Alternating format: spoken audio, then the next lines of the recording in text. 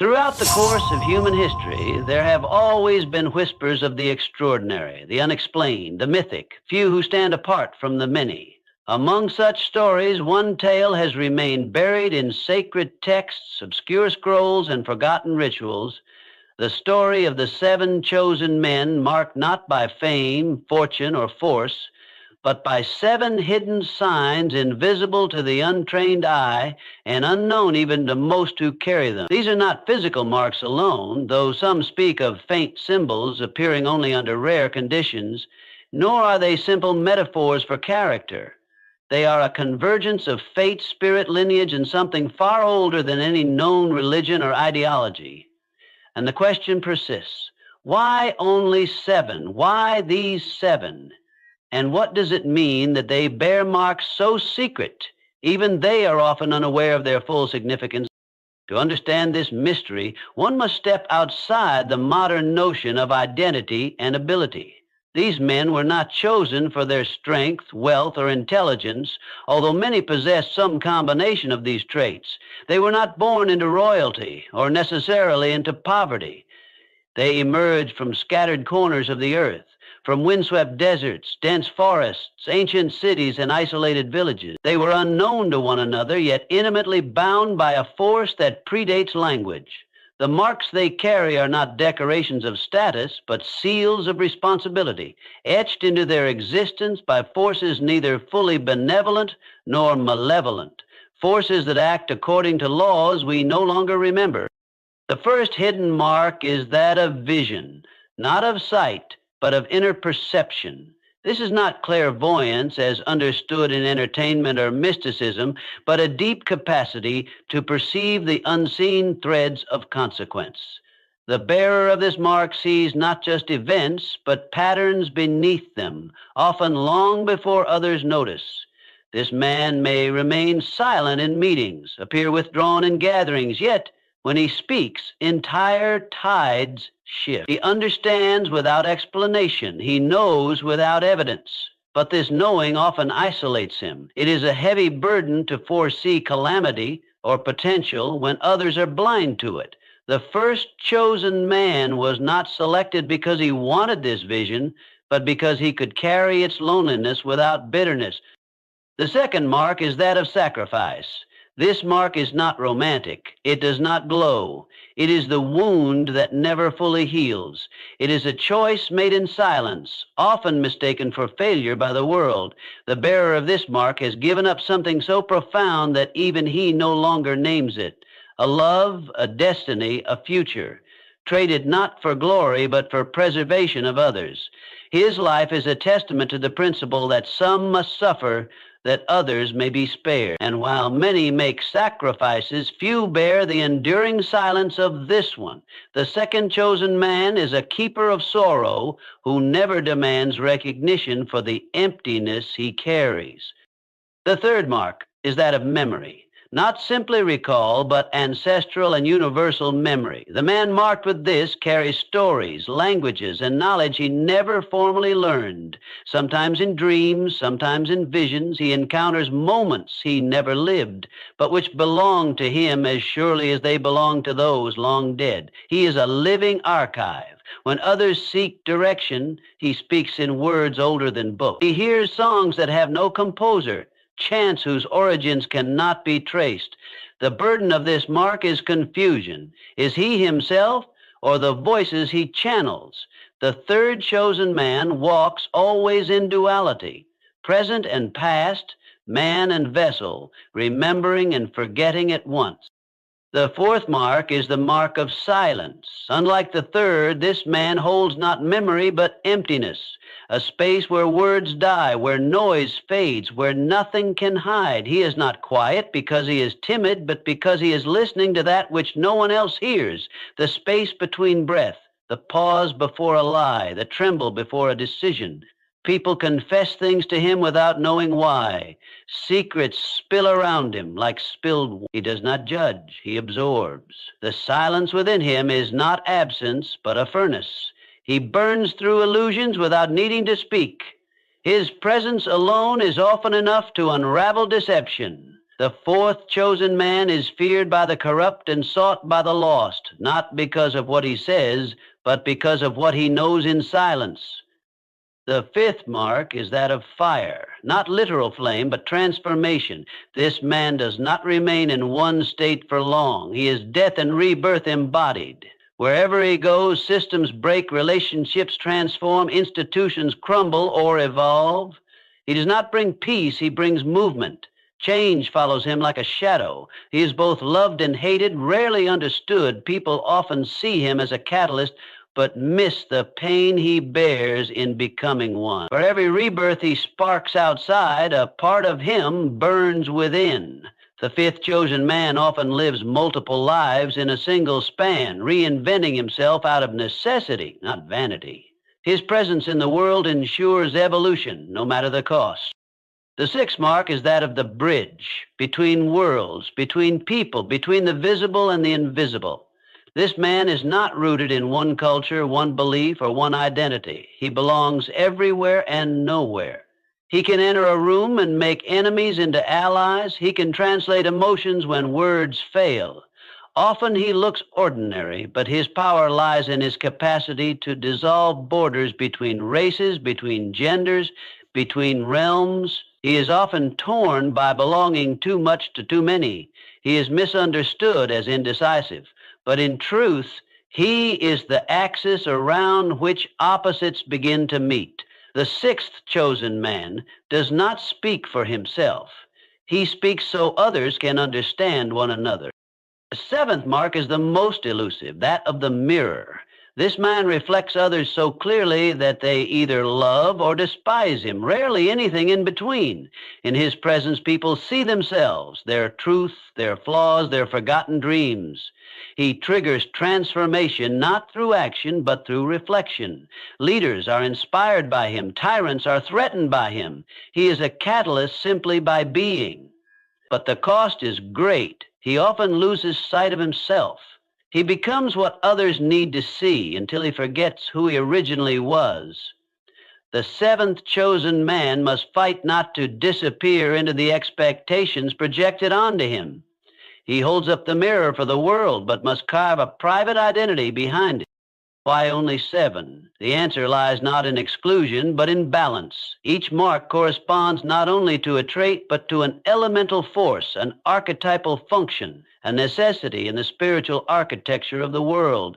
To have more than 7 would disrupt the symmetry. To have fewer would leave the world unguarded in some critical domain. The chosen are not superior. They are essential nodes in a hidden structure that maintains energetic balance. When one falls or goes dormant, the world tilts slightly. When all are active in a line, civilizations shift subtly toward light.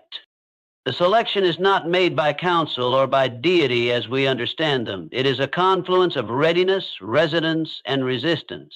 A man is chosen because he unknowingly harmonizes with a frequency older than time, a frequency that searches endlessly for vessels. Most reject it without knowing, a few accept it without asking. And once chosen, they can never be unchosen. They can resist, run, even forget. But the mark will find its way into the fabric of their being again. It will appear in the way they love, lose, speak, and dream. It will show itself in the way others respond to them. It cannot be seen, but it can be felt.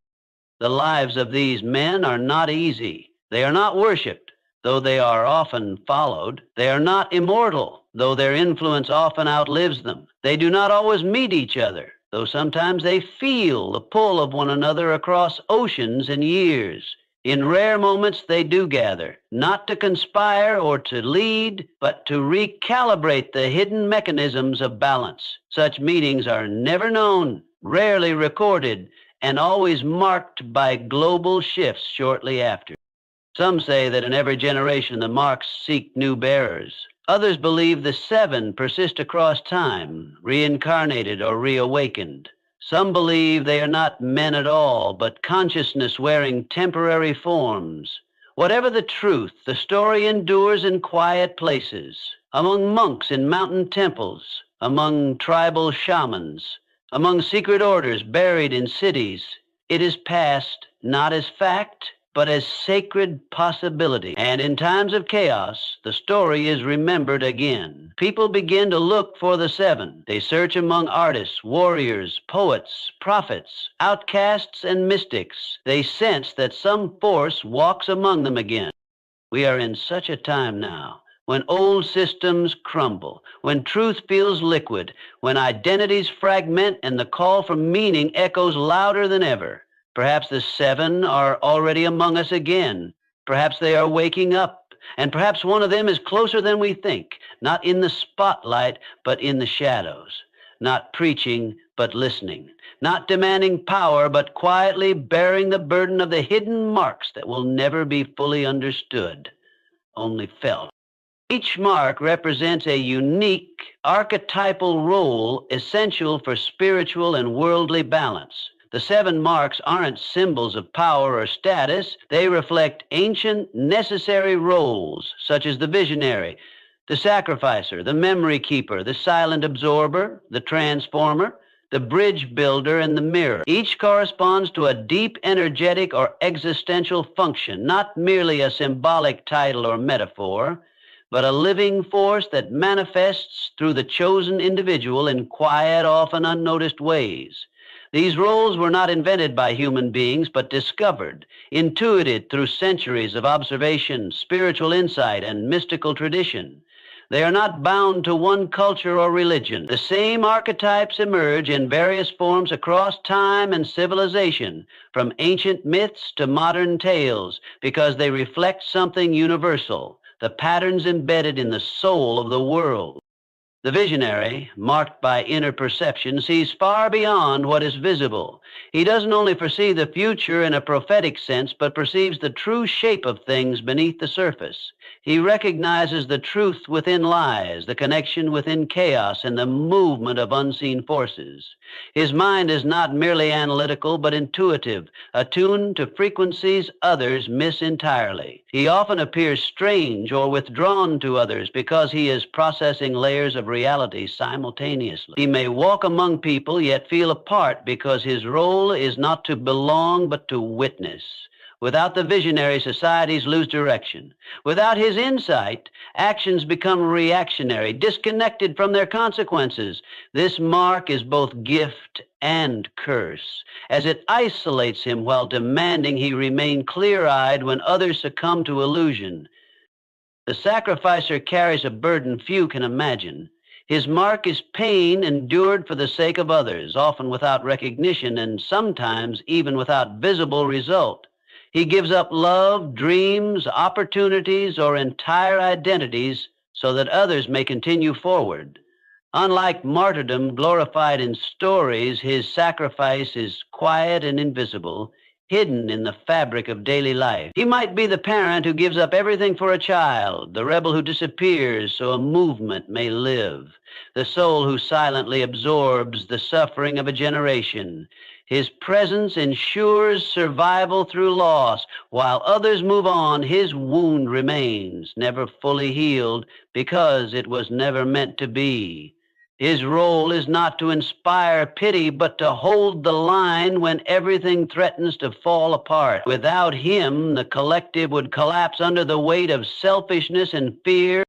The memory keeper bears the third mark, a living archive of knowledge not gained through books or schooling, but inherited through blood, dreams, and deep listening. He remembers things he has never been told, recalls songs he never learned, speaks truths in languages he never studied. He becomes the voice of ancestors, cultures, and wisdom traditions on the brink of being forgotten.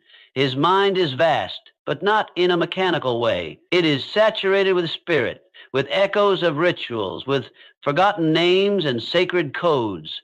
The danger he faces is losing touch with the present, being overwhelmed by the gravity of what he carries. Still, he is essential. Without the memory keeper, a people forget who they are. They drift. They become rootless. His presence is an anchor, not just to the past, but to the meaning behind continuity itself. The silent absorber is not a speaker of truths, but a container of them.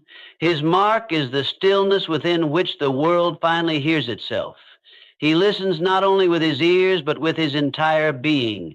He absorbs the pain of those around him and often says little in return, not because he has nothing to offer, but because his very silence is a form of healing. Others feel seen in his presence.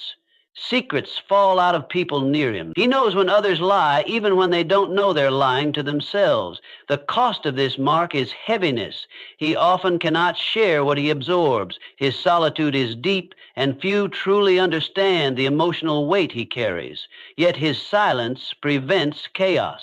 It allows truth to surface. He is the space into which distortion dissolves. The transformer wears the mark of fire, a soul who is never static. His life is marked by endings and beginnings.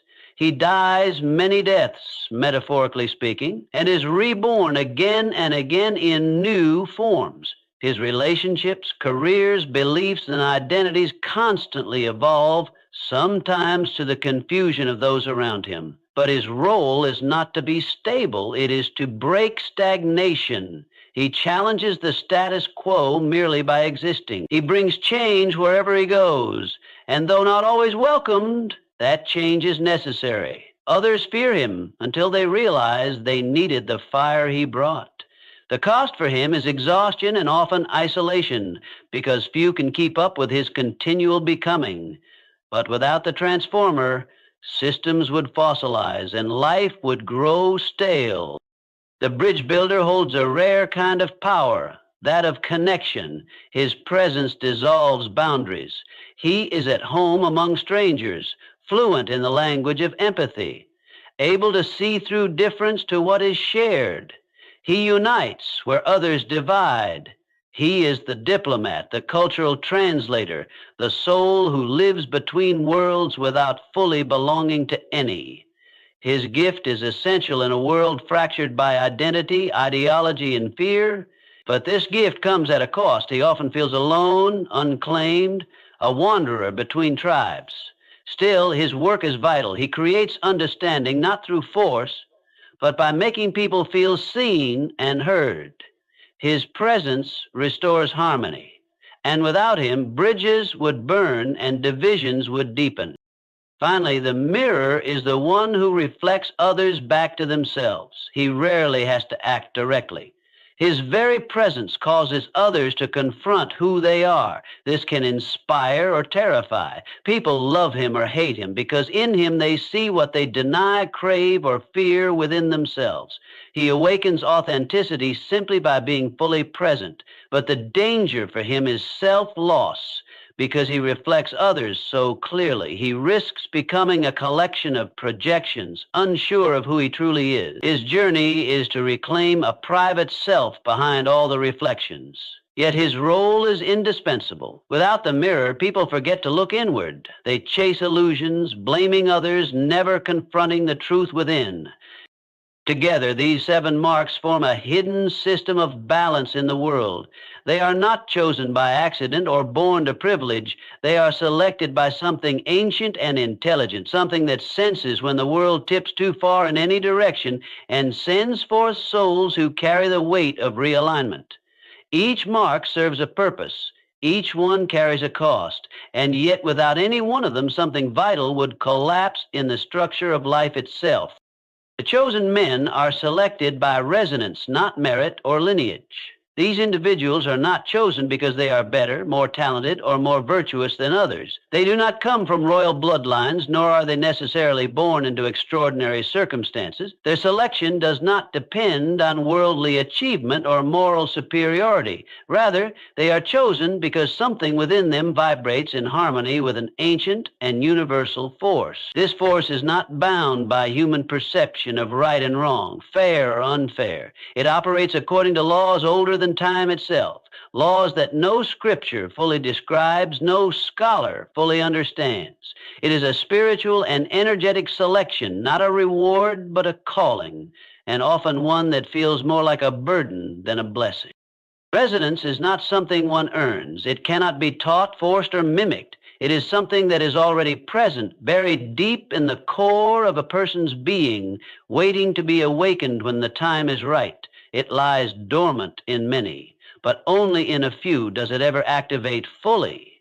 These few are not aware of it at first. In fact, most resist it when it begins to stir. They may experience it as a restlessness, a feeling of not belonging, a sense that their life is being pulled by a current they cannot control. They may try to live normal lives, follow traditional paths, succeed in ordinary terms, but something always intervenes. Events begin to unfold that push them off the conventional path and towards something more difficult, more obscure, and often more painful. They may lose things that others never have to lose. They may suffer confusion, exile, or deep internal conflict. And yet, even through these struggles, the resonance within them begins to strengthen. This resonance is like a signal from the invisible world, a spiritual frequency that connects them to something larger than themselves. It is not loud or obvious. It is subtle, almost like the low hum of the earth beneath one's feet, or the way a particular chord in music can stir emotion without words. The chosen men do not choose this path consciously. In many cases, they would have refused it if given the choice. But the truth is, once the resonance is awakened, it cannot be silenced. It does not matter whether the person is aware of the ancient roles they are stepping into. It does not matter if they resist or deny it. The force that calls them does not rely on permission. It moves through them like wind moves through trees, unseen but undeniable. People often mistake this resonance for charisma, for magnetism, or for luck, but it is none of those things. It is not something others can copy. It cannot be learned in schools or passed down like inheritance. It cannot be earned by good behavior or religious devotion. In fact, many of the chosen men do not conform to traditional expectations of virtue. Some have dark pasts, flawed characters, or mysterious paths. But the resonance does not care about reputation. It cares only for alignment. It searches for those who can hold certain energies, who can carry out archetypal functions required to maintain the balance of the world. This balance is not something humanity created. It is something we were born into, and the chosen are those who, through no doing of their own, were born to keep that balance in check. There is no council that appoints them, no initiation ceremony that announces their role. Their awakening is internal, sometimes triggered by crisis, sometimes by an encounter, a vision, or an event so strange it defies explanation. And once it happens, their life begins to shift. People around them may sense something different without knowing why. They may inspire trust or provoke fear, often both. They may draw others to them without intention. They often find themselves in positions where they are called to act, speak, or guide without seeking attention. Their life becomes a path not of their choosing, but of necessity. And though they may try to return to the comfort of ordinary life, they find it impossible to ignore the pull of something more.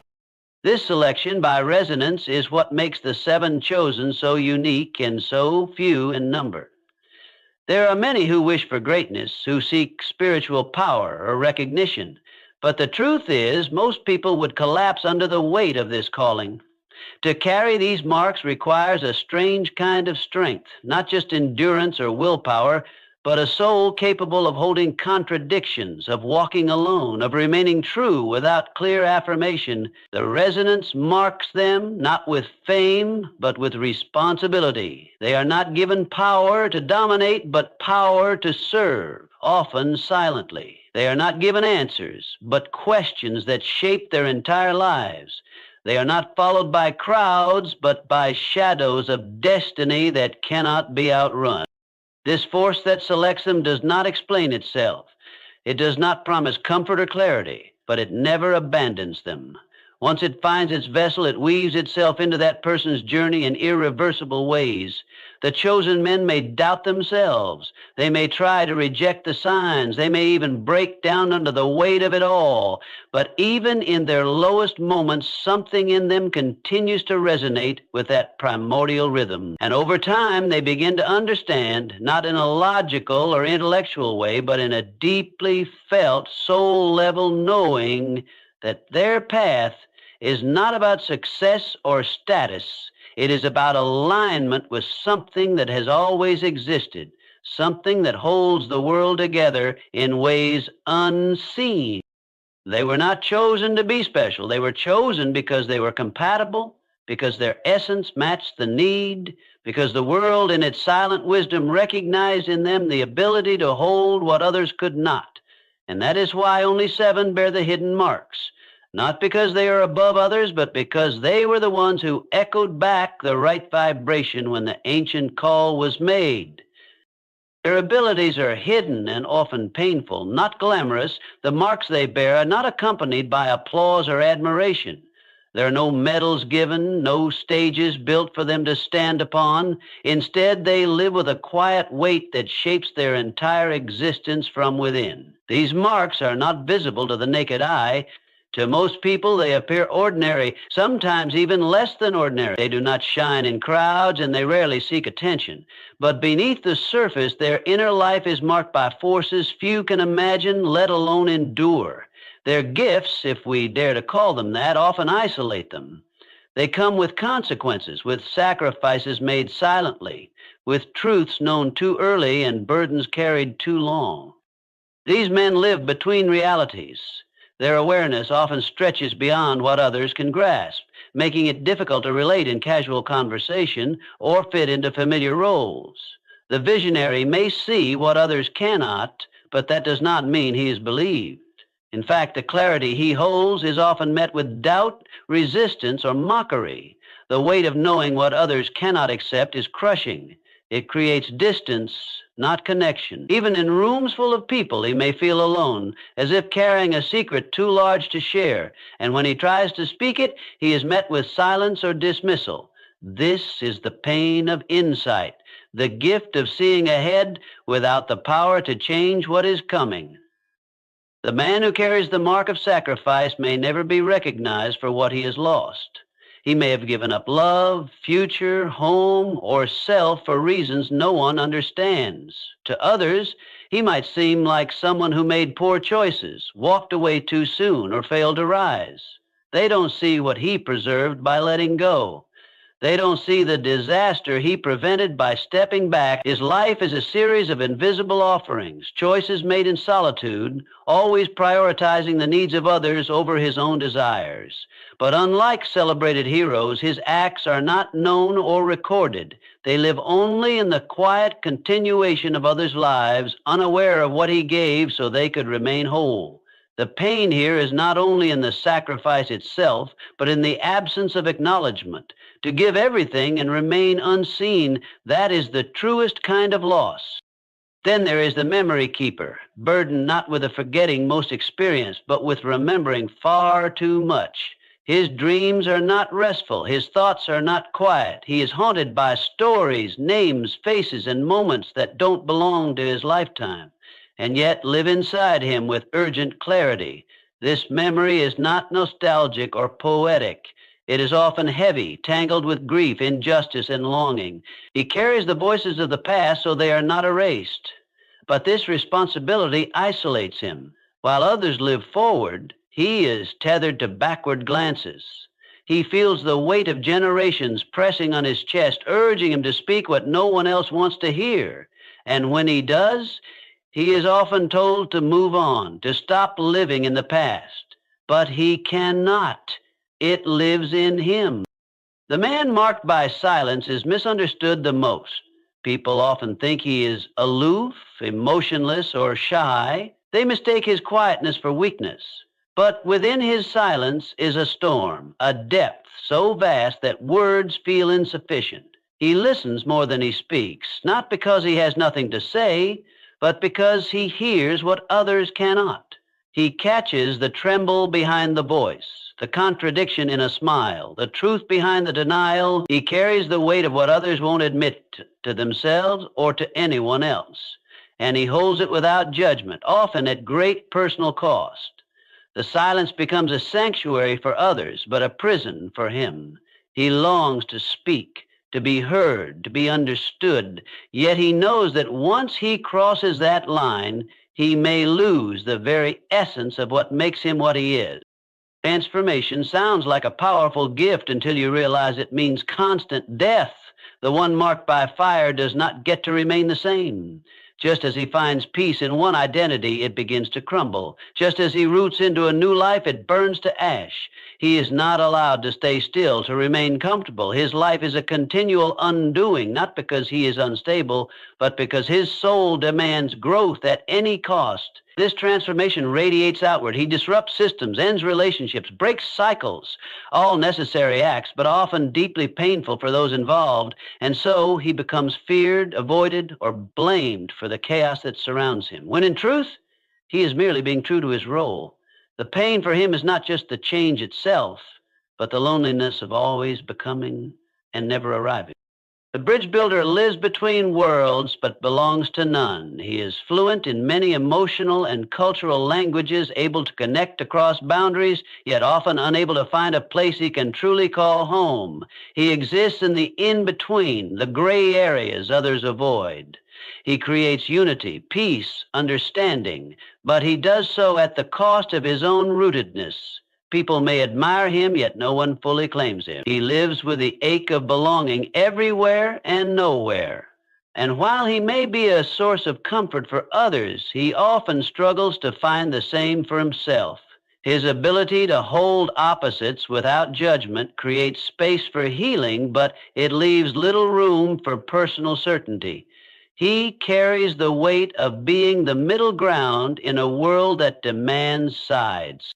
And then there is the mirror, the most subtle and often the most tormented. He reflects others so clearly that people either feel seen or exposed. They either love him for helping them find themselves or resent him for showing them what they would rather avoid. He doesn't need to speak much. His presence alone brings revelations. But while others are transformed by looking into him, he is left with fragments, bits of other people's truths, projections, expectations. Over time, he risks forgetting who he truly is.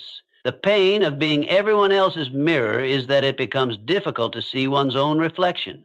He must constantly work to reclaim his identity, to remember that he too is more than just a surface for others. These marks are not glamorous. They are difficult, demanding, often invisible. The world may never recognize these men for what they carry. They may live and die in silence, known only by a few or by none at all, but still they endure. Still they serve. Still they fulfill their quiet roles in the hidden architecture of the world. Their strength is not in being seen, but in continuing despite never being seen. And that is what makes their pain so profound and their purpose so sacred. Their influence shapes history subtly and from behind the scenes. Though unknown to most, these men subtly shift events, ideas, and human consciousness. They are not leaders in the traditional sense. They don't stand at podiums or rule nations. They rarely hold titles that indicate their true importance. Yet, wherever they go, the atmosphere changes. People begin to think differently, feel differently, act differently, often without realizing why. These men do not impose change, they radiate it. Like a tuning fork that shifts the vibration of everything nearby, their very presence alters the rhythm of what surrounds them. The people they encounter, the systems they enter, and the spaces they inhabit begin to transform in ways that defy logic or explanation. They may enter a struggling organization and suddenly ideas begin to flow. Conflicts ease, directions emerge. It may appear coincidental or it may be credited to others, but beneath it all, one of these marked men has subtly shifted the current. They may walk into a dying community and within months something revives. A sense of purpose reawakened. Creative energy stirs again. Their influence does not look like control, it looks like possibility. It often unfolds so quietly that no one connects the dots.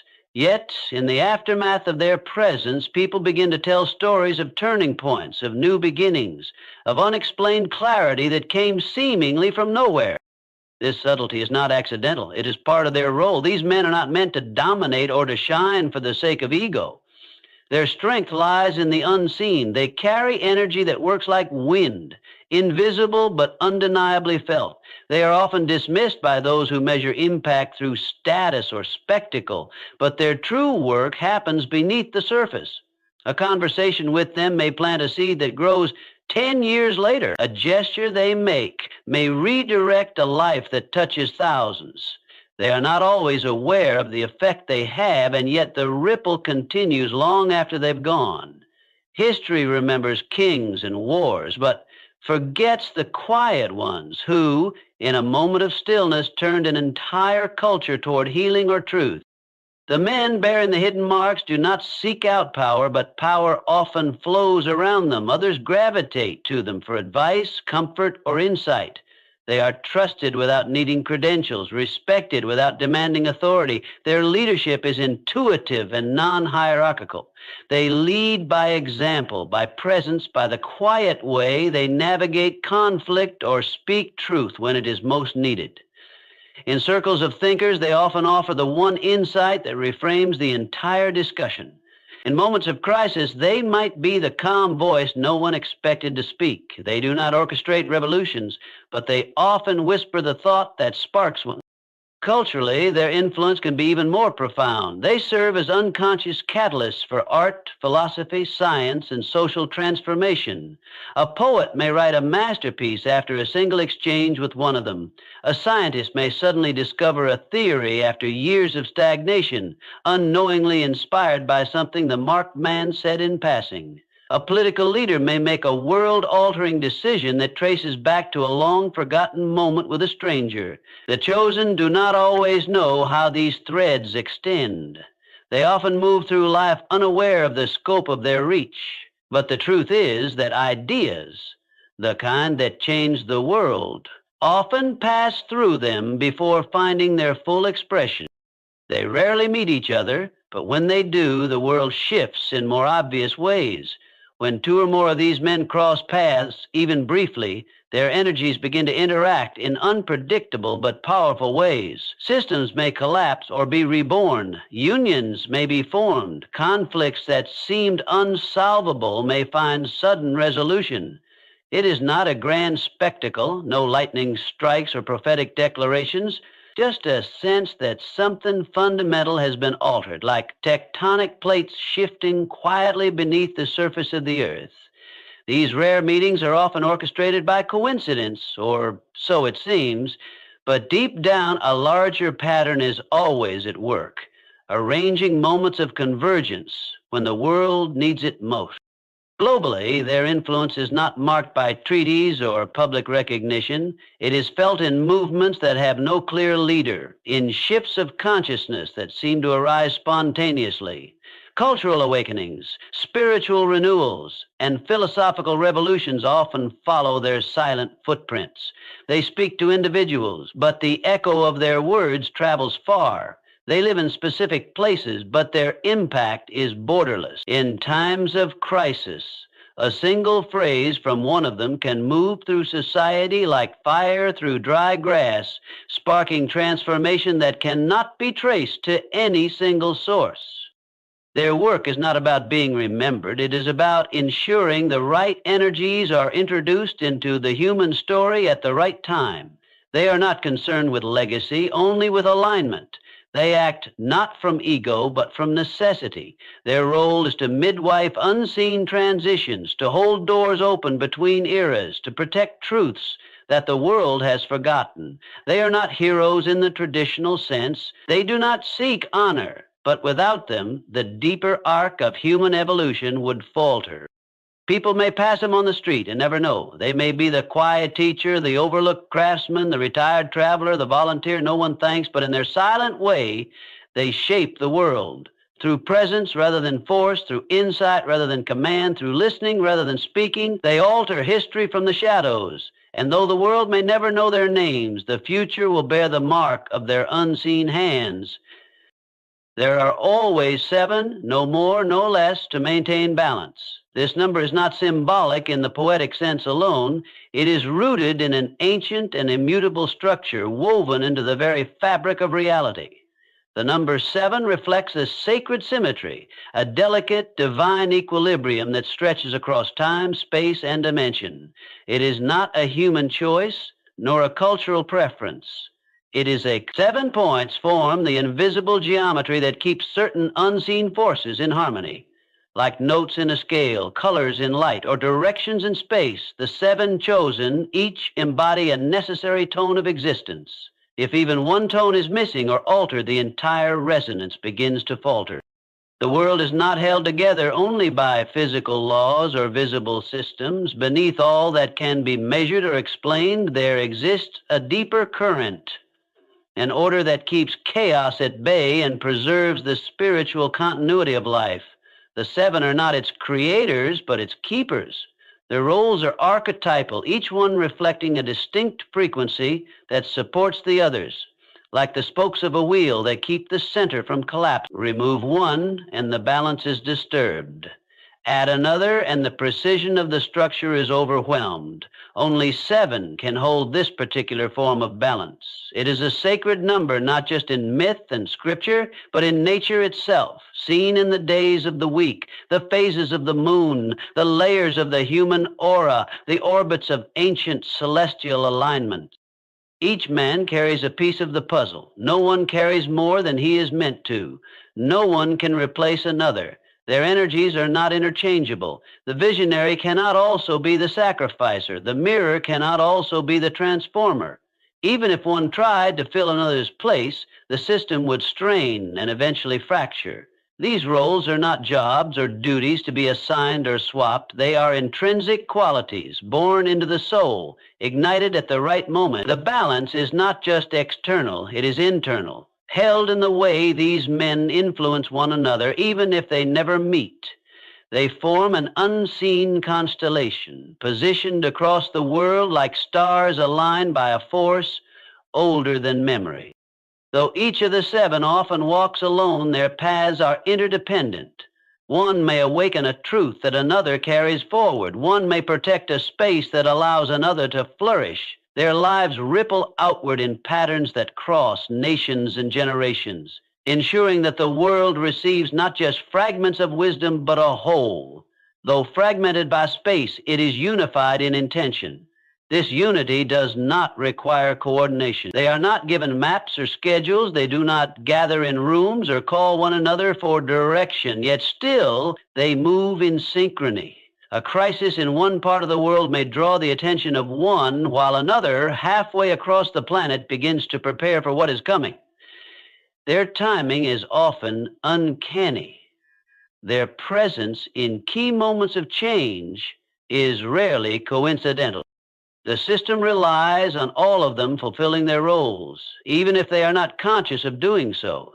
Many of the 7 do not know who the others are. Some may never realize the full extent of their purpose, and yet what each does reverberates through the field they all share. One man's silence makes room for another's voice.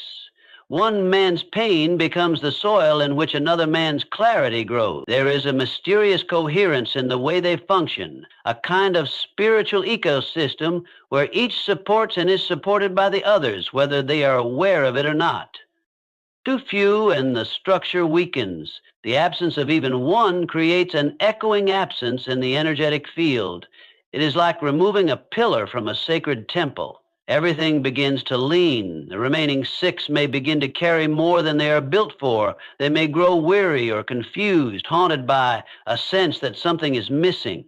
Their work becomes harder, slower, heavier. Without the full 7, a kind of spiritual drag sets in, delaying necessary transitions and clouding clarity. Too many, and the balance tips in the other direction.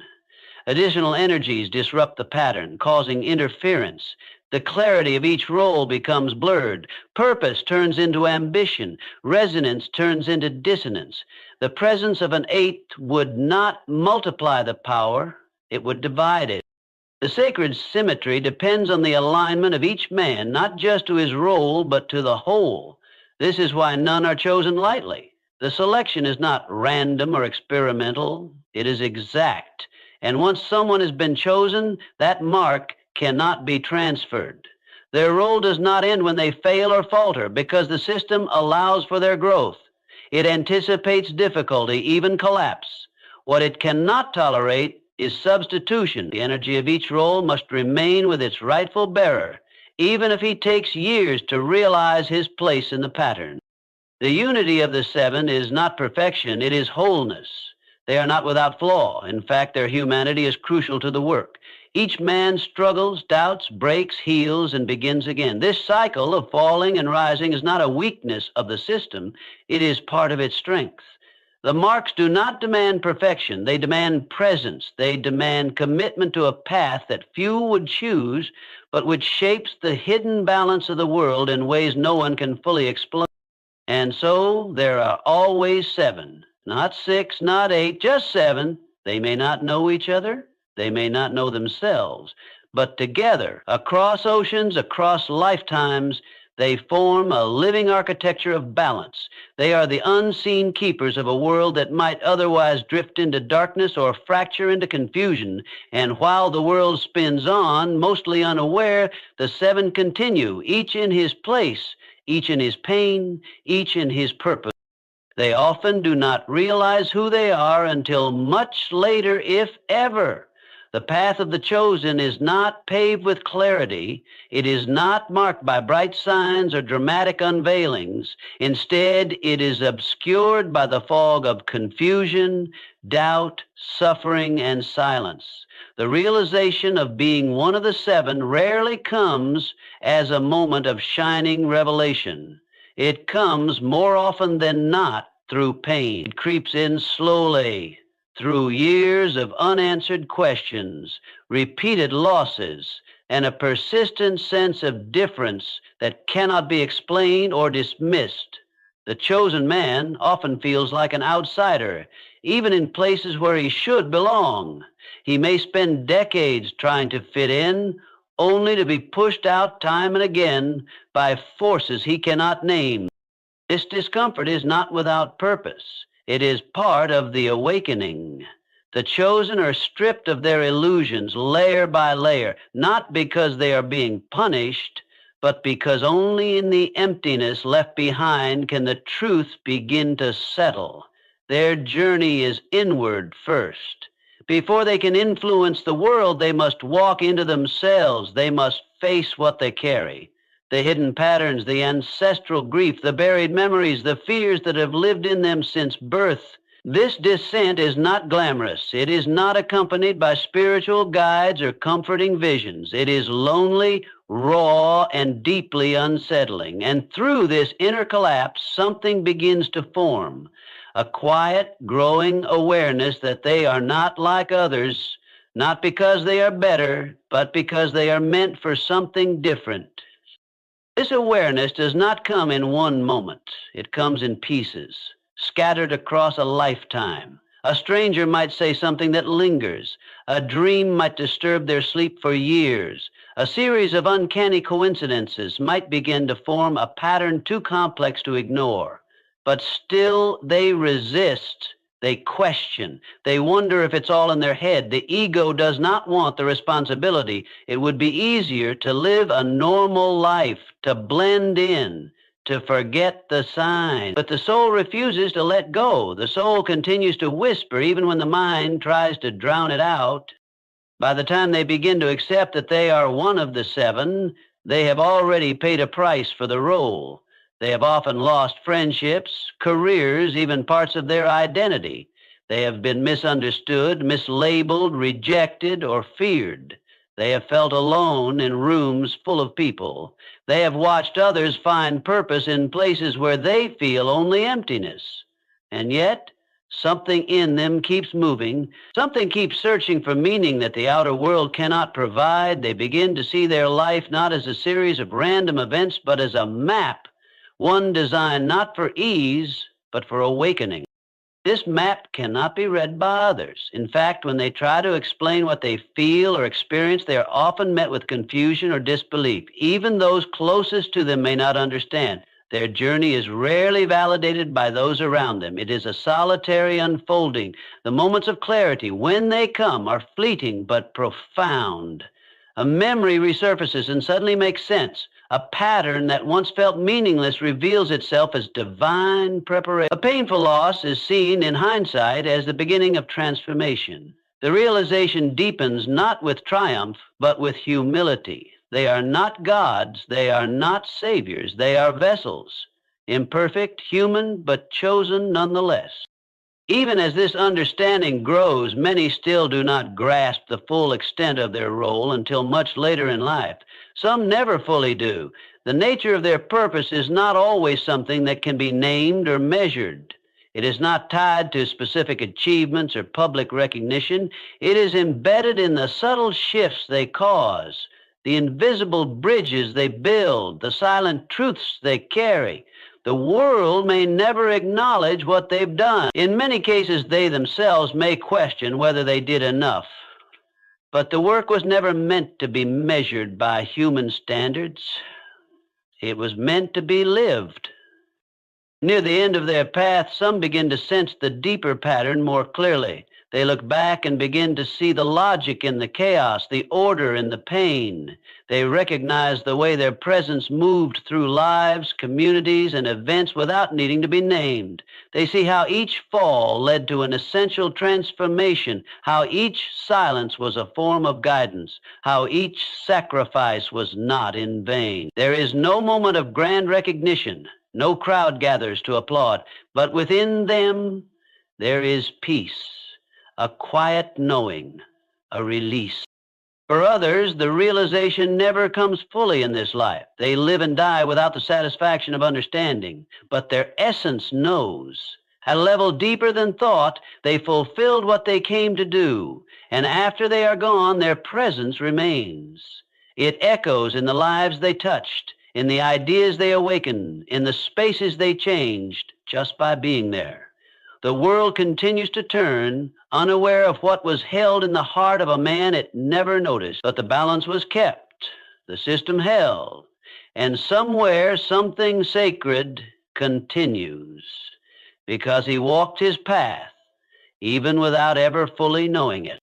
This is the final paradox of the chosen, that their greatest contribution may come from what they never fully understand, that their most important work may be invisible even to themselves, and that this invisibility is not a flaw, but a sign of how deeply aligned they are with the mysterious design of something far greater than they will ever see.